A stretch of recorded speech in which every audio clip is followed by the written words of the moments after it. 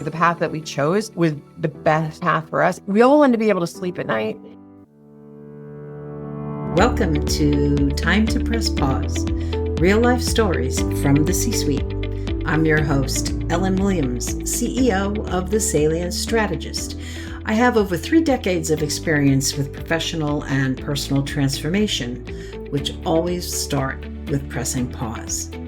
Today I'm discussing what happens when an unexpected scenario causes an immediate pause of everything and the teamwork that's needed to create a solution, with my guest, Susan L. Combs, PPACA, CHHC, REBC, President of Combs Company LLC, an insurance brokerage firm she founded in 2005. She and her team have become the trusted go-to for companies often overlooked by insurance carriers, such as those in entertainment, food, and international spheres entering the U.S. market.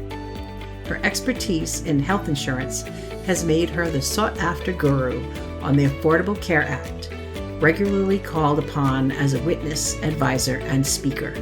In 2022, she published Pancakes for Roger, a mentorship guide for slaying dragons, part leadership manual, part tribute to her father's legacy, which became the foundation for her next chapter.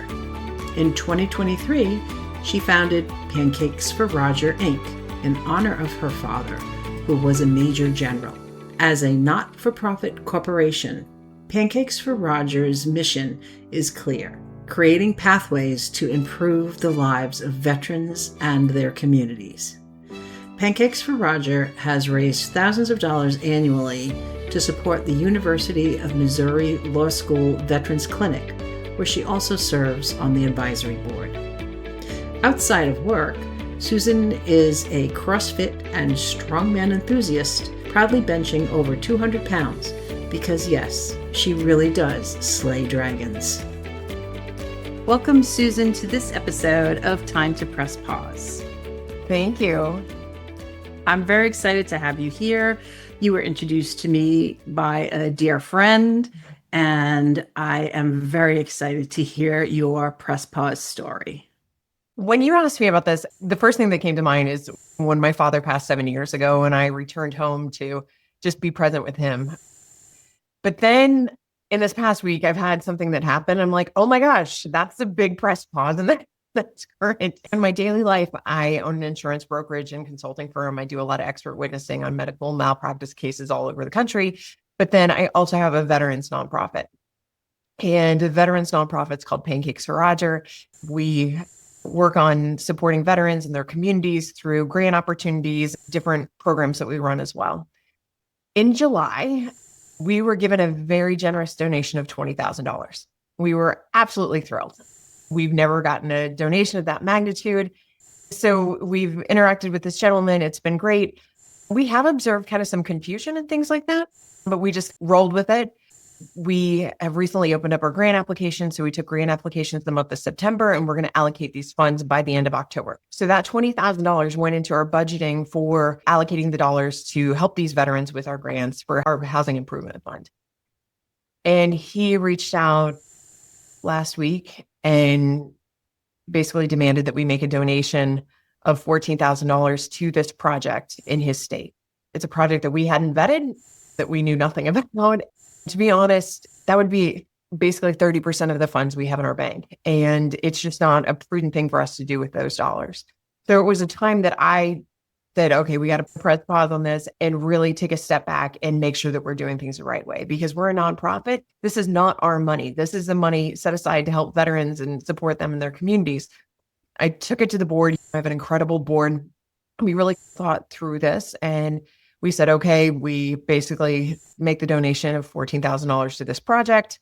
We return his full donation of $20,000, which would hurt, or we can return him personally the $14,000, retain the $6,000 balance, because we had expenses that we had already accounted for. We had paid for a press release to announce this donation, the Department of Grants, marketing efforts, things like that. And it didn't feel right that to give everything back, because again, we would be in a deficit with all of our other expenses.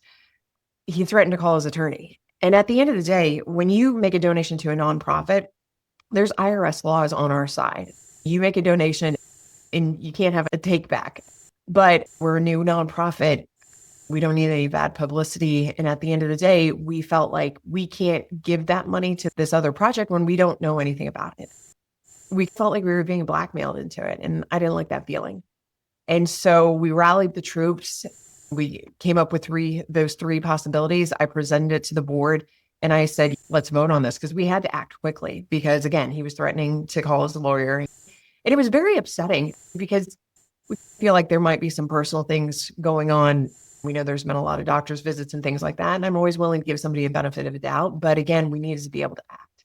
So we voted, and then we decided that we would give back $14,000 to him, and he could do with it whatever he wanted. If he wanted to support that project, go right ahead. And then the $6,000 are going to be used to actually support a veteran grant in his state, as well as cover our expenses. The thing that I think I was most proud of is the board didn't vote exactly the same.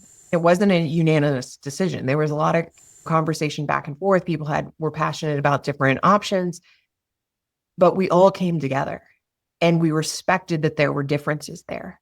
We really rallied and also remind ourselves that we didn't do anything wrong here. We're doing good. We're trying to support veterans the best way we can. By doing the option 3 that we ultimately chose, we're able to help more veterans that way. So we presented it to him, had to get the okay. He agreed to it. And so we were happy about that. 2 days ago, I overnighted the check and a copy of the agreement, a revised IRS letter for the donation, and we're moving forward. So for us, it was definitely a press pause moment. Now we've updated our website, citing the IRS law that basically donations are non-refundable and that they're used to support our programs, our grant funding, and moving our mission forward. So it was one of those things that I'm very glad that it happened when we were less than 2 years old. And it was $20,000, not $200,000. Because the thing is with nonprofits, when things like that happen, a lot of times they've already spent the money before they get it. And so we've always been very conservative and very prudent with our dollars. So I'm very grateful that we do things how we do things. It's going to make us better going forward. Wow. I want to call it a fascinating story, but I know it was probably stressful and a little heartbreaking as well.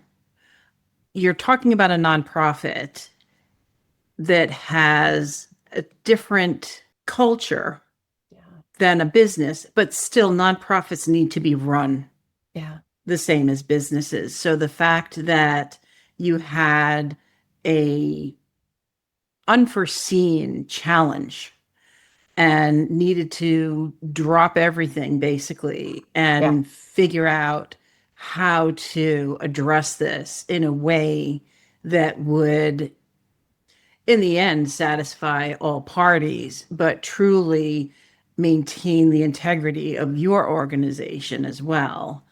That's a very interesting pause. Now, from the time that you received his request to the time that you voted to return the money, how long was that pause? This all went down last Friday. There was stress through the weekend, and then basically it consumed everything. The check was sent back on Wednesday. 72, 84 hours. I don't even know. But yeah, it was all consuming. And I have 3 other companies to run. So it was having to pull back from that and then work later hours to account for that. I'm also in 4th quarter. I do health insurance mostly for a living. We're in open enrollment, gearing up for that. And so it's a lot of extra work on us. And then I was like, come on. And especially since we had just closed the grant application. It was definitely upsetting and flat out sucked, to be honest. But I know we'll be better for it. I had somebody that said to me that she was not a glass half full or glass half empty. She was a glass refillable. And I kind of like that because I was like, there's going to be things that come up. I have a book that's called Pancakes, a mentorship guide for slaying dragons. So I even said to my board, I said, hey, we just slayed our first dragon. And I said, and I think we did remarkably well. So I will say that it gave me the opportunity to kind of lead, to rally the troops, because I think sometimes people they don't want to have those hard conversations. They want to stick their head in the sand, and you can't do that. I don't want to call it a win-win because we're still out a lot. And it just means that, hey, we're going to have to hustle and get some more donors in and things like that so that we can still do the programs that we're forecasting for this next year. Yeah, it's tough to call that a win-win, but it's definitely you came out on the other side with more knowledge. You said you Yeah. updated your website, you're prepared for this to not happen again. I want to dial back into is your comment of it enabled you to take a more leadership role and to have those tough conversations. Let's unpack that a little bit because tough conversations, they're difficult to lead into as well, not just to have them, but how do you broach them? Now, in this case, you had no choice. You had to have this tough conversation. But what was your approach to that? I've been a business owner since I was 26 years old. So I've learned a lot of things along the way, what not to do and what to do. And anytime somebody says lawyer, you cease to talk. And I think a lot of times people keep pushing the envelope there. We had a board member that actually was the one that brought in this relationship and had been communicating with him. And as soon as he said lawyer, I said, you got to stop. I said, because anything we say now further exposes the organization to liability. When we handled this situation, we had to do it very carefully because we had to make sure that we were, in fact, acting on behalf of the betterment of the organization. The path that we chose was the best path for us. We all wanted to be able to sleep at night. And I will tell you that I reached out to other friends that have nonprofits and asked them if they ever had this situation. And everybody was like, no, you're crazy. Who would do that? And I said, I know. But I said, you know what? I said, learn from us. And so they're all updating their websites too and updating their donation forms so that there's no gray area on that stuff for them either. I love that you shared your experience to the benefit of other nonprofits as well. I also like that your solution really hinged on the ability to sleep well at night. Yeah. I think integrity is certainly what I bring to the bank because in the end, and as you are saying, your reputation can be tarnished overnight when something like this happens, depending on how you move forward. Yes, you could have stood your ground, but at what ramification? Is it money or is it long-term decision? And I feel the same way. Integrity is really the only thing I really have. Yeah. I'm going to do the right thing by me and by you. So in that case, I guess I would call it a win-win because you did the right thing by him and you did the right thing by you and you learned from it. You shared the experience and now other organizations are learning from it. And all my podcast listeners are learning from it as well. And that's not exclusively a situation for nonprofits. To your point, the threat of I'm calling my attorney is a threat. And whether you call their bluff or not, it's something to be taken seriously. Yeah. And even in my corporate life and my entire staff will tell you, we're a commission-based business for the most part. And I can't even tell you what we make commission on different carriers and different products because we have always stood by the principle that if you do right by the client, the money will come. And that's just, it's always how I've lived. And I'll go to these insurance conferences and people will be like trying to sell us products and saying, oh, you should push this. And then they're like, oh, and it's 18% commission. And I walk away because that's gross. That's not the first thing that comes to mind for us. We're like, we don't care about that. We want to care like how you're going to benefit our client. And then fine, we make money off it. Great. One of my board members, when I was talking to him, he's a retired lieutenant colonel for the Marines. He said, we're going to bring in double that next year. We're leading with integrity. Maybe some people will hear this and it'll pull on their heartstrings and they're like, oh, maybe we give $100 to Pancakes for Roger.